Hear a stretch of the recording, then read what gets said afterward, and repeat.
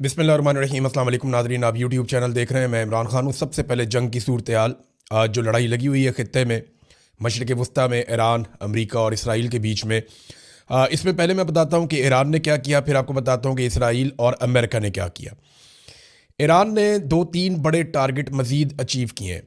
Number 1 तो मैंने आपको पहले बताया था कि वो कन्फर्मेशन भी आ गई खबर की कि सऊदी अरब के शहर रियाद में दारुल हुकूमत है, वहाँ पे ईरान ने अटैक किया अमेरिकन एम्बेसी के ऊपर और कामयाब हमला किया। उसमें अमेरिका का काफ़ी नुकसान हुआ। उसके बाद सऊदी अरब में ये CIA का ऑफिस है जहाँ से CIA ऑपरेट करती है और यहाँ से वो अपनी कम्युनिकेशन, अपनी इंटेलिजेंस, उसकी शेयरिंग, ये बहुत सारा काम यहाँ से करते हैं। तो इसके ऊपर भी हमला किया ईरान ने और कामयाब हमला किया है। और ये तो सऊदी अरब के अंदर 2 बड़े टारगेट अचीव किए। इसके अलावा एक जो रडार है अमेरिका का इस रीजन में, उसके बारे में खबर आ रही है कोई $1 अरब से ज़्यादा कीमत का वो रडार है और वो पूरे रीजन में आगाह करता है अमेरिका को और अमेरिका के इत्तहादियों को कि किस किस्म का हमला कहाँ से लॉन्च होने वाला है। उसको भी ईरान ने जुज़वी तौर पे तबाह कर दिया है, लिहाजा वो अब फंक्शनल नहीं है। UAE के अंदर यानी दुबई में कॉन्सुलेट है अमेरिका की, उसके ऊपर ईरान ने एक ड्रोन के साथ अटैक किया है और इसकी बिल्डिंग के अंदर भी तबाही हुई है। वहाँ पे आग भड़क उठी है और लोग वहाँ से फुटेज बना के डाल रहे थे। तो इसराइल के ऊपर लगातार हमले ईरान के चल रहे हैं। वो एक के बाद एक वेव मारता है और मिसाइलों की बारिश उन्होंने की हुई है। वो रोज़ाना सैकड़ों मिसाइल और ड्रोन्स जो है वो इसराइल भेजना नहीं भूलता। इसराइल के वो शहर जिनके बारे में हमेशा से कहा जाता था कि आयरन डोम लगा हुआ है, अमेरिकन पैट्रियट सिस्टम काम कर रहा है, तो इसराइल के ऊपर कोई भी हमला कामयाब नहीं हो सकता। तो वो कामयाबी होती हुई दिखाई दे रही है। लोग वीडियो बनाते हैं क्योंकि अमेरिका के और इसराइल के दिफाई निज़ाम को थका कर रख दिया ईरान ने। ये इन्होंने कैसे किया, इसके ऊपर हमने एक अलग वीलॉग करना है। मैं एक वीलॉग कर रहा हूं कि ईरान ने अपना पूरा का पूरा मिसाइल्स का स्ट्रक्चर क्यों बनाया, ईरान ने एयरफोर्स क्यों नहीं तैयार की, ईरान ने बाकी महाजों के ऊपर इतना काम क्यों नहीं किया, उसने मिसाइलों पे, ड्रोन्स पे, इन चीज़ों पे तवज्जो क्यों दी और उसकी हिकमत अमली क्यों कामयाब है। इसके पीछे बड़े बड़े हीरोज़ कौन थे जिन्होंने ईरान के लिए ये काम किया, जो ईरान के लिए हीरोज़ हैं। इस पर एक अलग वीलॉग करेंगे, बड़ी तफसीलात हम इकट्ठी कर रहे हैं, आपके सामने रखेंगे। अब इसराइल के ऊपर लगातार हमले हो रहे हैं। इसराइल की जो अहम तरीन बिल्डिंग्स हैं, उनके जो सरकारी दफातर हैं, वो सारे खाली हैं और उनको ईरान एक एक करके तबाह कर रहा है। और ये इंफ्रास्ट्रक्चर का एक बहुत बड़ा नुकसान है जो इसराइल को होने जा रहा है। इसराइल की बहुत सारी ऐसी साइट्स जहाँ उन्होंने बहुत इन्वेस्टमेंट की है, उनको भी ईरान तबाह कर रहा है, जबकि रोकने का खर्चा बहुत ज़्यादा है। ईरान के मिसाइल को जब रोका जाता है तो उसका खर्चा बहुत ज़्यादा है। ईरान के ड्रोन को जब रोका जाता है तो उसका खर्चा बहुत ज़्यादा है। इसराइली शहरियों की हालत इस वक्त ये है कि वो बंकर्स के अंदर चले गए हैं, तहखानों के अंदर उनको भिजवा दिया गया है। कुछ लोगों ने अपने प्राइवेट बनाए हुए थे, वो वहाँ चले गए। कुछ जो सरकार ने बनाए हुए हैं बहुत बड़े बड़े बंकर्स, वो वहाँ चले गए हैं तहखानों में। अब वो वहाँ पर जहनी मरीज बनना शुरू हो गए हैं। वहाँ से इतलात ये आ रही हैं कि लोग उकता गए हैं जंग से, जिस तरह के धमाके हो रहे हैं और जैसी तबाही की खबरें इन बंकर्स के अंदर पहुँच रही हैं। यानी अगर बाहर तबाही ना हो रही होती और इसराइल कामयाबी के साथ तमाम मिसाइलों को और ड्रोन्स को रोक रहा होता, अमेरिका उसकी मदद कर रहा होता, तो सूरत हाल कुछ और होती। देखिए ना, अब अमेरिकी इस खित्ते से जान बचाकर भाग रहे हैं। 10,000 अमेरिकी खलीजी ममालिक से और इसराइल से निकलकर वापस जा चुके हैं अब तक की इतला के मुताबिक। और जो फ्लाइट दस्तयाब होती है, जैसे भी मिलती है, अमेरिकन वहाँ से फ़ौरन निकलते हैं। और ये अमेरिका की सरकारी पॉलिसी है कि निकलो यहाँ से जाने बचा के। तो इसराइली ये सोच रहे हैं कि हमने तो उनको लड़ने के लिए बुलाया था, वो अपनी जानें बचा के वहाँ से निकल रहे हैं और हम यहाँ पे बंकर्स के अंदर, ज़मीन के अंदर नीचे बैठे हुए हैं। तो अब खतरा और खौफ बढ़ता जा रहा है इसराइल के लिए, जबकि ईरान ने अभी तक अपने वो हथियार इस्तेमाल नहीं किए जो उनके बहुत ख़तरनाक हथियार कहलाते हैं। मिसाल के तौर पर ईरान की वजारत दिफा का एक स्टेटमेंट आया, उन्होंने कहा कि हमने अभी तक अपने जदीद तरीन हथियार इस्तेमाल नहीं किए, हम जंग के आगाज़ पर अपने तमाम जदीद हथियारों और आलात को इस्तेमाल करने का इरादा नहीं रखते।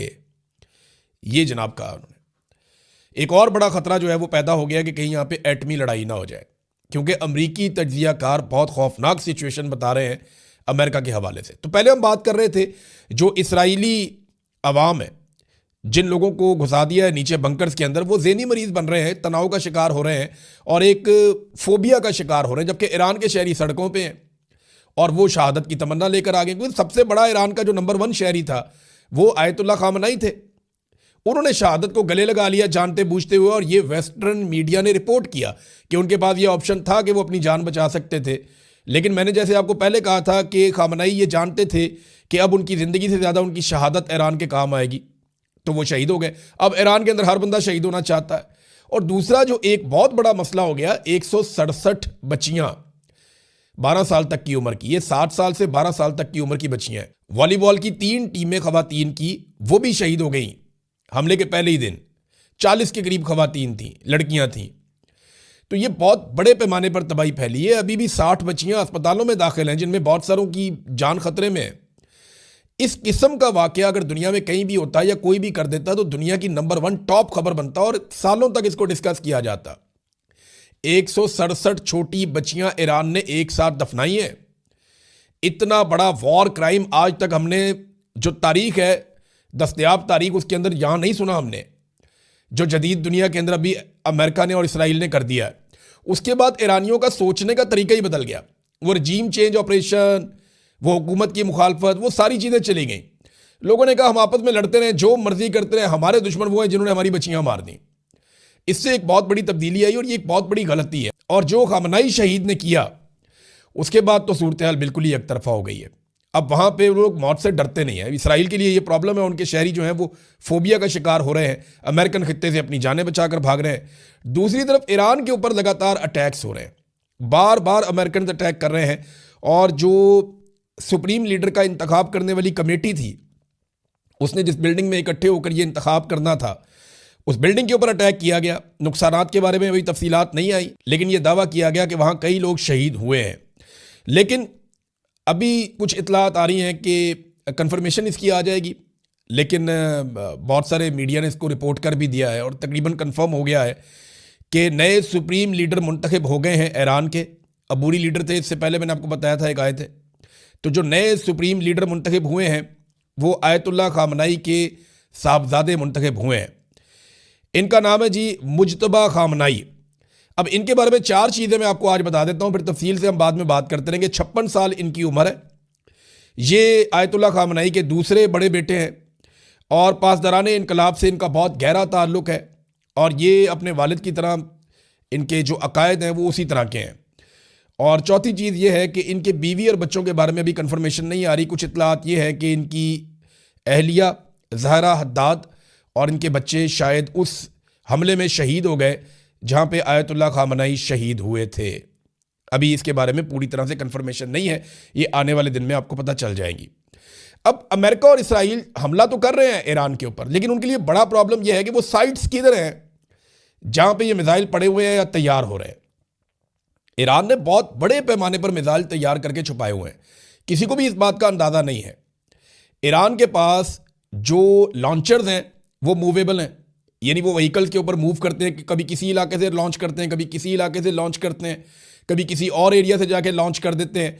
तो जिस एरिया से लॉन्च होता है वो एरिया तो आइडेंटिफाई हो जाता है, लेकिन वो एरिया वहाँ से बहुत दूर होता है या किसी दूसरे मुकाम पे होता है जहाँ पे एक्चुअली ये मिसाइल बनाए जा रहे हैं या स्टोर किए हैं।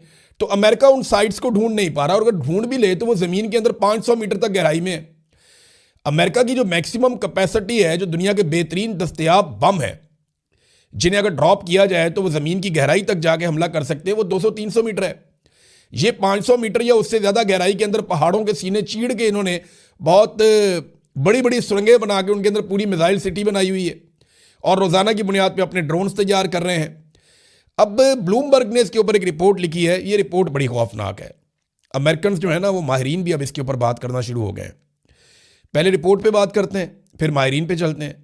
ब्लूमबर्ग की रिपोर्ट जो है वो मंजरकुशी कर रही है और वो ये बता रही है कि ये जंग हथियारों की कीमत और तादाद का खेल बन गई है। अब आहिस्ता आहिस्ता ईरानी ड्रोन $20,000 में तैयार होता है और इसे रोकने वाला जो पैट्रियट दिफाई मिसाइल का निज़ाम है वो $4 मिलियन का आता है। यानी $20,000 का एक ड्रोन रोकने के लिए आप $40 लाख का एक मिसाइल इस्तेमाल करें, और बाद औक़ात वो एक मिसाइल से बच जाए तो दूसरा और तीसरा इस्तेमाल करें।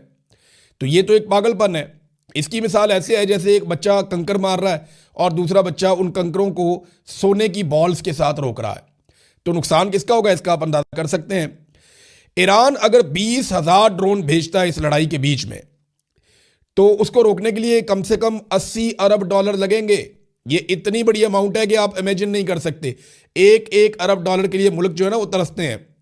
80 अरब डॉलर लग सकते हैं अगर हर ड्रोन को एक मिसाइल से रोका जाए तो, और 20,000 ड्रोन सिर्फ अगर ईरान भेजता है।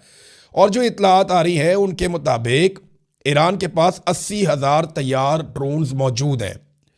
ये बहुत बड़ी तादाद है, और वो रोज़ाना की बुनियाद पे 500 ड्रोन्स बनाता है।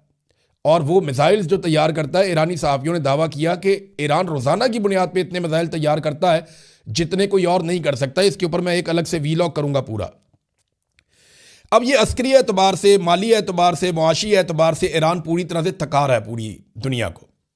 जिस तरह उन्होंने आबनाए हरमस को बंद किया है, इस पर डोनाल्ड ट्रंप की कलाबाजियां आएंगी, अभी मैं आपको बताता हूं उन्होंने क्या किया। लेकिन सिर्फ चाइना के जहाज गुजर रहे हैं, चाइना के बहरी जहाज तेल लेकर गुजर रहे हैं। ईरान ने सिर्फ उनको छूट दी है और किसी को वो नहीं जाने दे रहा आबनाए हरमस में से, और वहां से उन्होंने सप्लाई मुकम्मल तौर पर बंद की हुई है। 7 जहाजों को उन्होंने निशाना बनाया, जबकि अमेरिकन अपनी जान बचाते फिर रहे हैं।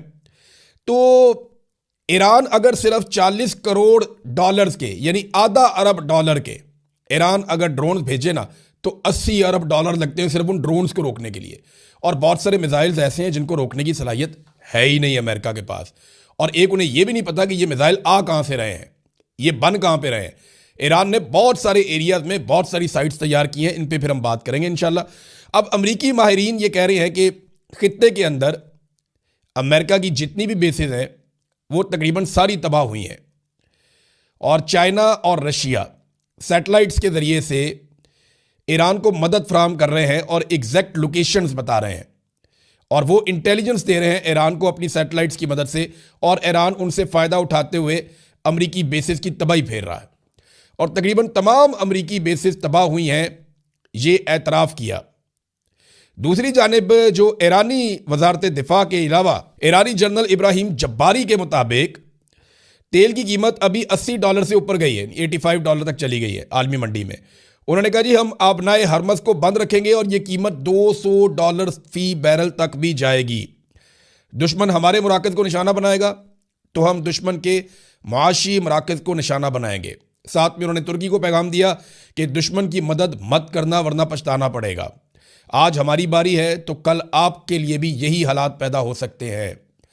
तो तुर्की को भी उन्होंने खबरदार किया। नाज़रीन, मैंने आपको एक चीनी प्रोफेसर के बारे में बताया था और उनकी पेशन गोइयां बहुत दुरुस्त साबित होती हैं। और जो चीनी प्रोफेसर हैं, प्रोफेसर जियांग, उन्होंने 2-3 चीज़ें कही थी 2024 में, और 3 पेशन गोइयां उन्होंने कही थी, उनमें से 2 दुरुस्त साबित हो गई और तीसरी दुरुस्त साबित होने की तरफ जा रही है। उन्होंने एक कहा था कि 2024 के नवंबर में डोनाल्ड ट्रंप इलेक्शन जीत जाएगा। दूसरा उन्होंने कहा था कि डोनाल्ड ट्रंप ईरान के ऊपर ज़रूर हमला करेगा। और तीसरा उन्होंने कहा था कि ईरान जंग जीत जाएगा और अमेरिका जंग हार जाएगा, और उसके बाद ग्लोबल ऑर्डर हमेशा के लिए चेंज हो जाएगा, यानी अमेरिका उस तरह से सुपर पावर कंसिडर नहीं होगा। ये उन्होंने प्रेडिक्शन की थी। उनकी 3 में से 2 दुरुस्त साबित हो गई हैं। उनका इंटरव्यू हो रहा था अमेरिकन मीडिया पे, तो उन्होंने कहा जी मैं अपनी बात पे खड़ा हूँ, इस लड़ाई में अमेरिका ईरान को शिकस्त नहीं दे सकता। यही बात इमरान खान ने भी समझाई थी कि इससे किसी का भी फायदा नहीं होगा। जब भी आप ये लड़ाई करेंगे, ये एडवेंचर करेंगे, ये अमेरिका समेत पूरे खित्ते को भारी पड़ेगा और पूरी दुनिया को इसकी कीमत चुकानी पड़ेगी। ये बात इमरान खान ने भी समझाई थी, लेकिन डोनाल्ड ट्रंप की खोपड़ी में ये घुसी नहीं। अब डोनाल्ड ट्रंप जो है वो कलाबाजियां खाना शुरू हो गए। नया स्टेटमेंट उन्होंने दिया है कि ईरान में हर चीज़ तबाह हो चुकी है, ना फिजाइया है, ना बहरिया है, ना फिजाई दिफाई निज़ाम है। भाई ये चीज़ें तो ईरान के पास पहले भी कोई नहीं थी। कोई बहुत बड़ी बहरिया उनके पास तो ऐसा सच नहीं थी, जितनी है वो है। और फ़िज़ाइया ईरान ने कभी उस तरह से बनाई नहीं अपनी। फ़िज़ाई दिफाई निज़ाम जो है वो ख़ुद तो वो बना नहीं सकता, तो ईरान के पास जो था वो तो है, उसके मिसाइल भी हैं, उसके ड्रोन्स भी हैं, और उसके पास जितनी यूरेनियम है वो भी उसके पास अभी मौजूद है। आप तो कुछ नहीं ले सके उनसे। डोनाल्ड ट्रंप अब फेस सेविंग कर रहे हैं और रोला डाल रहे हैं, मैं जीत गया, मैं मार देता, मैंने तबाह कर दिया। अब ये इस तरह की हिकमत अमली है जो इससे पहले भी इन्होंने किया था। ट्रंप बीच बीच में ईरानी क़यादत की तारीफ भी करते हैं। वो ये कहते हैं जनाब कुछ लोग बहुत अच्छे हैं ईरान के अंदर, उनसे बातचीत भी हो सकती है। तो डोनाल्ड ट्रंप रास्ता भी खोलना चाहता है। रज़ा पहलवी के साथ बहुत बुरी हुई। ये वो टिश्यू पेपर है जिनको इस्तेमाल कर लिया जाता है फिर फेंक दिया जाता है, जैसे शहबाज शरीफ है, जैसे आसिम मुनीर हैं, जैसे माजी के अंदर बहुत सारे पाकिस्तानी टिश्यू पेपर की तरह इस्तेमाल हुए हैं। ज़ियाउल हक एक टिश्यू पेपर था अमेरिका का, वो इस्तेमाल हुआ, उससे पहले भी इस्तेमाल होते रहे, उसके बाद में भी इस्तेमाल होते रहे, आज भी इस्तेमाल हो रहे हैं। तो रज़ा पहलवी के बारे में डोनाल्ड ट्रंप ने उसका पत्ता साफ कर दिया। वो बेचारा दिन रात अमेरिका की तारीफें कर रहा था। वो 3 अमेरिकन फौजी जो हैं वो मारे गए, तो वो कह रहा था जी मेरा दिल खून के आंसू रो रहा है, और बड़े बड़े ईरान के अंदर वाकयात हुए उस पर वो नहीं बोला। तो डोनाल्ड ट्रंप ने कहा जी कि पहलवी अच्छा बंदा है, लेकिन इनका इक़्तिदार भी यहाँ पे छीना गया था, मगर इस वक्त ईरान के अंदर से ही किसी का इक़्तिदार संभालना मुनासिब होगा। यानी पहलवी को फारिग कर दिया डोनाल्ड ट्रंप ने। 24 घंटों में डोनाल्ड ट्रंप के 2 तरह के स्टेटमेंट आए। एक स्टेटमेंट आया डोनाल्ड ट्रंप का, मैं मुज़ाकरात के लिए तैयार हूं, मैं बातचीत करना चाहता हूं ईरान से, और फिर ईरान ने इनकार कर दिया और चिट्टा जवाब दिया कि हम वाशिंगटन से बातचीत नहीं करेंगे, अब जंग हम ख़त्म करेंगे तो होगी। उसके बाद डोनाल्ड ट्रंप को काफ़ी शर्मिंदा किया गया अमेरिका में। फिर डोनाल्ड ट्रंप ने दोबारा स्टेटमेंट दे दिया जी मुझे मुज़ाकरात का कहा जा रहा है, लेकिन मैं कह रहा हूं इट्स टू लेट, कि अब बहुत ताख़ीर हो गई, अब मैं नहीं जंग रोकूंगा।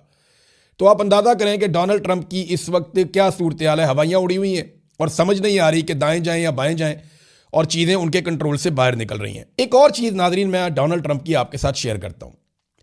डोनाल्ड ट्रंप ने कहा कि effective immediately I have ordered the United State Development Finance Corporation DFC to provide at a very reasonable price political risk insurance and guarantees for the financial security of all maritime trade, especially energy traveling through the Gulf. This will be available to all shipping lines. If necessary, the United States Navy will begin escorting tanks through the Strait of Hormuz as soon as possible. No matter what, the United States will ensure the free flow of energy to the world.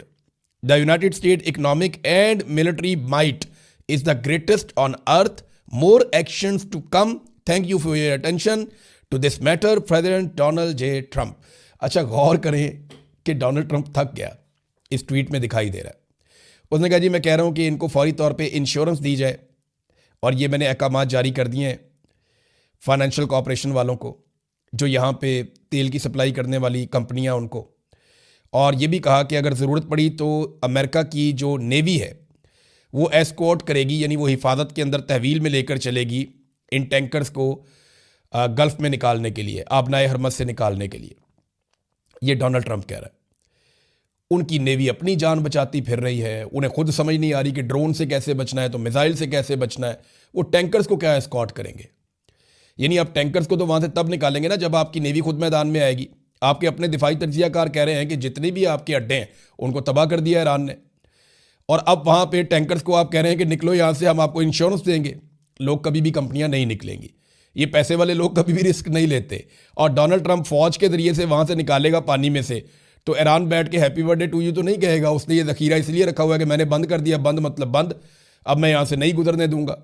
तो वो तो American ship जो Iran की range से बाहर जा रहे थे, अगर आप उनको वापस लेकर आएंगे तो ईरान दोबारा उनके ऊपर अटैक करेगा, और ये अब कोई ढकी छुपी बात नहीं है। ईरान का झाका खुल गया, वो अब मारेगा। नाज़रीन, एक खतरा और पैदा हो गया, और वो खतरा है कि खुदा न खास्ता कोई ये मामला न्यूक्लियर वॉर की तरफ तो नहीं जा सकता। इसमें रशिया ने एक वार्निंग जारी की है। दूसरा देखिए, ईरान में अब तक ईरान को रोक के रखा हुआ था एटमी तजर्बे से आयतुल्लाह खामनाई शहीद ने। उनकी शहादत के बाद अमेरिका में बहुत सारे लोग कह रहे हैं कि अब आपने ये रुकावट दूर कर दी है। ईरान के पास अफसूदा यूरेनियम मौजूद है, और अगर वो कोशिश करता है तो वो एटमी तजर्बा कर सकता है। उसके बाद ताकत का तवाज़ुन जो है वो किसी और तरफ चला जाएगा। फिर तो आप ईरान के साथ वो नहीं कर सकेंगे, फिर इसराइल की भी हवा निकल जाएगी और अमेरिका को पीछे हटना पड़ेगा, और सारे ममालिक ईरान को किसी और एंगल से देखना शुरू हो जाएंगे। तो क्या ईरान ऐसा कर सकता है? अब कुछ इत्तलात आ रही है कि इसका भी इम्कान है, और अमेरिका को इस बात का डर है, और इसराइल को भी, कि ईरान एटमी तजर्बा कर सकता है। दूसरी खबर एक ये आई है कि इसराइल ने ईरान का न्यूक्लियर प्लांट है नतंज, उसके ऊपर अटैक किया है और वहाँ पे जुज़वी तौर पे नुकसान पहुँचाया। ईरान ने फौरी तौर पे IAEA को बताया, ये बैनुल अक़वामी एजेंसी है जो एटॉमिक एसेट्स के बारे में सारी मालूमात आपको इनको देनी होती हैं, तो उनको फ़ौरन आगाह किया कि इससे ताबकारी फैल सकती है। और साथ ही साथ जो है वो रशिया ने भी खबरदार किया कि बूशहर न्यूक्लियर के हवाले से मॉस्को यानी रूस ने भी खबरदार किया है कि अगर ताबकारी फैली तो बहुत बड़ी मुसीबत खड़ी हो जाएगी, और ये एटमी हमले से मिलती जुलती कार्रवाई भी हो सकती है। तो नाज़रीन, ये जंग ना ऐसे ख़तरात की तरफ बढ़ रही है जिससे पूरा रीजन मुतासर हो सकता है। डोनाल्ड ट्रंप ने दुनिया को लाकर वहाँ खड़ा कर दिया जहाँ से अब दुनिया ना आगे बढ़ती है ना पीछे हटती है। अमेरिका को शिकस्त तस्लीम करनी पड़ेगी, इसी के अंदर सबकी जीत होगी। और अगर अमेरिका जीतने की जिद करता है यहाँ पे कि हर हाल में हमने यहाँ से जीत कर निकलना है, तो ईरान के पास तो और कुछ भी नहीं है। वो तो कहते हैं हम तो डूबे हैं, तुमको भी ले डूबेंगे। वो तो इस फार्मूले पे आ गया। ये तो तुर्की के वजीर खारजा ने भी कह दिया कि ईरान अब इस स्टेट ऑफ माइंड में आ गया है कि वो ये कहता है कि हम अगर गए तो फिर सब गए, वो सबको लेके डूब जाएगा। लिहाजा अब अमेरिका के पास पीछे हटने के अलावा कोई चारा नहीं है। क्या ईरान ये रास्ता देगा? ये सवालात हैं, हम इन पे बात करते रहेंगे। अब तक के लिए इतनी, अपना ख्याल रखिएगा, अपने इस चैनल का भी।